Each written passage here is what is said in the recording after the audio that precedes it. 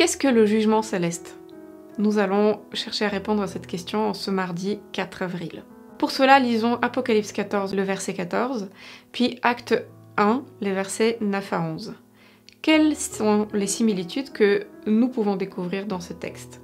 Apocalypse 14, le verset 14 nous dit « Je regardais et voici, il y avait une nuée blanche et sur la nuée était assis quelqu'un qui ressemblait à un fils d'homme, ayant sur sa tête une couronne d'or et dans sa main une faucille tranchante. » Quant à Acte 1, les versets 9 à 11, ce texte nous dit « Après avoir dit cela, il fut élevé pendant qu'ils le regardaient, et une nuée le déroba à leurs yeux.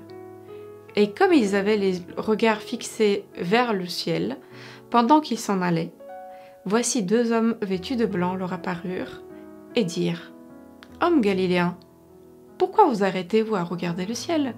Ce Jésus qui a été enlevé au ciel du milieu de vous, viendra de la même manière que vous l'avez vu allant au ciel. » Jean déclare que « Je regardais et voici, il y avait une nuée blanche, et sur la nuée était assis quelqu'un qui ressemblait à un fils d'homme. » C'était le verset 14 d'Apocalypse 14. À sa montée au ciel, Luc rapporte dans Acte 1, verset 9, que pendant que ses disciples se tenaient debout et regardaient vers le ciel, il, Jésus, fut élevé pendant qu'ils le regardaient, et une nuée le déroba à leurs yeux.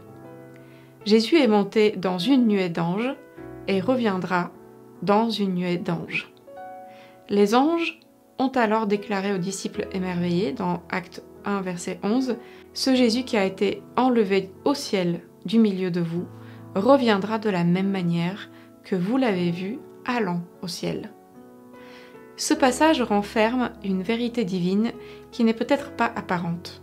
Ce Jésus, le Fils de l'homme, celui qui a marché dans les rues poussiéreuses de Nazareth, exercé son ministère dans les rues bondées de Jérusalem, guéri les malades dans les villages d'Israël et prêché sur les collines herbeuses de Galilée, il revient. Le Fils de l'homme est également mentionné à la lumière du jugement dans Daniel 7. Nous allons lire quelques versets de ce chapitre. Il s'agit du verset 9, 10, 13 et 14 de Daniel 7. Pourquoi Daniel a-t-il appelé Jésus Fils de l'homme dans un contexte aussi grave que celui du jugement? Qu'est-ce qui, compte tenu de ce que nous avons déjà examiné, devrait être réconfortant de savoir que le Fils de l'homme occupe une position centrale dans le jugement? Je regardais pendant que l'on plaçait des trônes, et l'Ancien des jours s'assit. Son vêtement était blanc comme la neige, et les cheveux de sa tête étaient comme de la laine pure. Son trône était comme des flammes de feu, et les roues comme un feu ardent. Un fleuve de feu coulait et sortait de devant lui. 1000 milliers le servaient, et 10 000 millions se tenaient en sa présence. Les juges s'assirent, et les livres furent ouverts. Je regardais pendant mes visions nocturnes, et voici sur les nuées des cieux arriva quelqu'un de semblable à un fils de l'homme. Il s'avança vers l'Ancien des jours, et on le fit approcher de lui. On lui donna la domination, la gloire et le règne, et tous les peuples, les nations et les hommes de toute langue le servirent. Sa domination est une domination éternelle, qui ne passera point, et son règne ne sera jamais détruit. Dans Daniel 7, les versets 9 et 10, Daniel voit le tribunal céleste avec 10 000 fois 10 000 êtres célestes réunis autour du trône. Le jugement est fixé et les livres, à savoir les registres célestes de nos vies, sont ouverts devant l'univers. Dans Daniel 7, les versets 13 et 14, le Fils de l'homme s'approche de l'Ancien des jours, le Père, et reçoit son royaume éternel.